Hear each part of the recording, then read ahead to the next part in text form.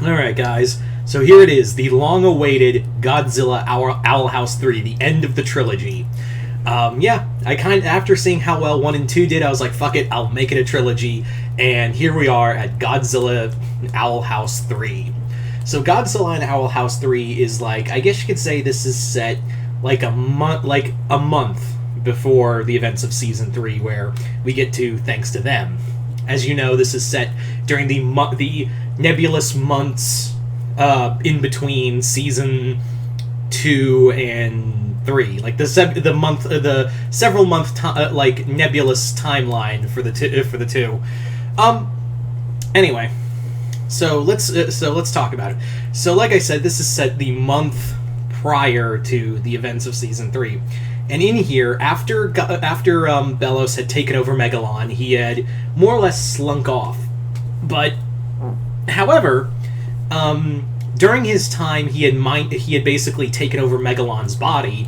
He had basically discovered that there were other kaiju out there that were even more powerful than Megalon. Like, after touching minds with Megalon, he was like going through like all the other monsters Megalon had subsequently encountered. And while Belos the remains of Belos knew he couldn't take over Godzilla, like he knew he couldn't there was no chance of him taking over Godzilla. What he could do, however, was take over maybe he could take over another kaiju that was strong enough to battle Godzilla. Like, that was kind of his train of thought. Like, if I can't take over him, and if I can kill him, then this world's wide open. Because he's now like convinced, like, yeah, Godzilla's like a ultimate defender, and if I can if I can kill him, my plans for the Collector can be set. Anyway, so among the monsters he was looking at, he seems to keep coming back to one in general, and that is Ghidorah. So he instantly is like, whatever this Ghidorah creature is, I need it. I need to break him, and I need to find a way to call out to him first, because he's among the stars. Which Belos is like, remember, Belos may be from Earth, but he was from a distant timeline. Like, he is from the distant past, when thinking of traveling to the stars was considered witchcraft. So he's like, mankind went to the moon? Witchcraft. And also this creature is from the stars? What manner of madness is this? I need to figure out how to bring Ghidorah to me. I need to find a way to bring Ghidorah to Earth in order to do that. So he basically learned, after possessing one human to the next, he finds his way to G-Force. And after that, he discovers, after possessing this person, is that he finds out that they confiscated a long time ago a device that was used by the aliens from Godzilla vs. Gigan to summon Ghidorah and Gigan decades ago. So now he's like, now I know what to do. So he basically finds the device, switches it on, and calls Ghidorah to Earth. And specifically, he calls Ghidorah directly to him. So when he does that, when Ghidorah is summoned, he immediately is like, I'm gonna jump into you now. Jumps into Ghidorah's mind, but the problem is that it doesn't exactly work that way now, does it? Because it isn't like with Megalon, who was a fucking moron. Ghidorah, on the other hand, Ghidorah is a very intelligent monster with 3 brains. So he wasn't battling just one. Belos isn't just trying to control, one mind for supremacy. He's trying to control 3, and 3 very intelligent minds. He also made the mistake of trying to jump into the setter head, which is the real mastermind behind it all.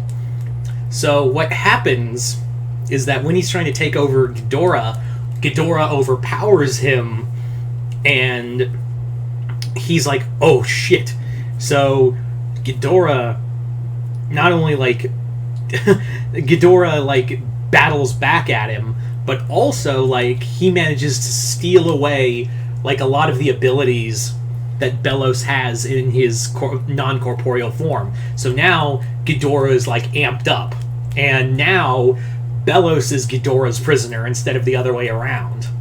And this time, the first thing he does is that Ghidorah goes to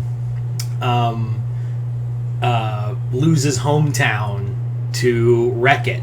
Because now it knows, because now it looked into Belos' head and found out about all these different magical properties and whatnot. And Ghidorah, rather than being like, oh, I can take it because that's not how it works, it's more like, oh, this is a threat to me, I must destroy it. Like, that's how Ghidorah sees it, is like, it's a threat to me, so I'm gonna fucking wreck it before it has a chance to hurt me.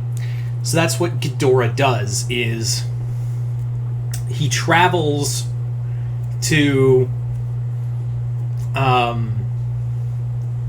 Gravesfield and proceeds to like, he's on his way there, but G-Force cuts him off. So while Ghidorah is battling G-Force, Godzilla, of course, knowing that his arch rival is back in town, travels to Gravesfield to meet up with him. So while this is going on, obviously a kaiju alert has gone off in the town, and they're like, and Luz and Amity and everyone else is like, oh my god, another fucking attack. Didn't we have enough with Godzilla fighting Megalon and also Biollante? Didn't we have enough? And then they realize what monster is coming, and it's King Ghidorah, and Luz is like, we need to run. And they're like, why? It's just another monster. Like, it's like Megalon and Biollante. It can't be that bad. And they're like, no, you don't understand. Ghidorah is on another level. Like, he is pure evil. Like, Biollante and Megalon were compared to him. Those guys were bad. Ghidorah is pure evil. We need to go. So while they're trying to flee, they're like, well, we can't leave until we find, what if he destroys the town and possibly destroys the only way to get back to, the Boiling Isles? What if we evacuate the town, because now there's an evacuation order going on because Ghidorah is on his way, even though G-Force is trying to stop him. Good luck with that. But at the same time, they're like, we can't stop it if Ghidorah shows up, and when he comes, he's going to destroy the town and possibly destroy the only way to get back to the Boiling Isles. We can't let that happen, Luz. We cannot let him destroy everything. So, obviously, the only thing they can turn to in this hour of need is Godzilla. Like, Godzilla is the only thing that could stop him. And while Godzilla's out in the ocean, he's just kind of like, I'm gonna meet him somewhere else. So what they do is they more or less cast a spell to make it look like Ghidorah. Like, they help Gus make a massive a massive illusion of Ghidorah, and have it like so Godzilla can see it, and it leads him to outside of Gravesfield, like they did with fighting Megalon, and Godzilla and Ghidorah face off with each other. So the battle goes on, and that's at that point where Ghidorah is like fighting back, and he's getting knocked around. He loses his grip on Belos, and Belos takes over for a hot second. Obviously, the kids don't see this, and he's like, this is real power, monster. I will, I have made it my life to destroy monsters like you for all of my life. Like, he's talking through Ghidorah, and I will see you burn. And Godzilla's just like, And Godzilla proceeds to whip his ass. Even though Belos now has like the intelligence angle on him, Godzilla, Belos still thinks he's battling a dumb lizard, and that doesn't exactly go in his favor. So what happens is that Godzilla beats down Beldora, I guess you could call it, and frees Ghidorah from his hold, and Ghidorah is just like, what the fuck am I doing here? And sees Godzilla, and he's like, oh shit, I'm beat up for some reason, I gotta go. So Ghidorah flees, and Godzilla, like, seeing Belos like slink away in little slime, he's like, "Oh no, you don't, bitch!" and just proceeds to blast the entire area. He misses Belos, but he just nukes the entire area to try to kill him. So and then by the end of it, he travels back into the sea. So there you go, guys. That is pretty much the end of the Godzilla Owl House trilogy. You guys tell me in the comments below, what did you guys think of it? Just comment below, let me know. Other than that, I'm Mr. Multiverse. I'll see you next time in the Multiverse.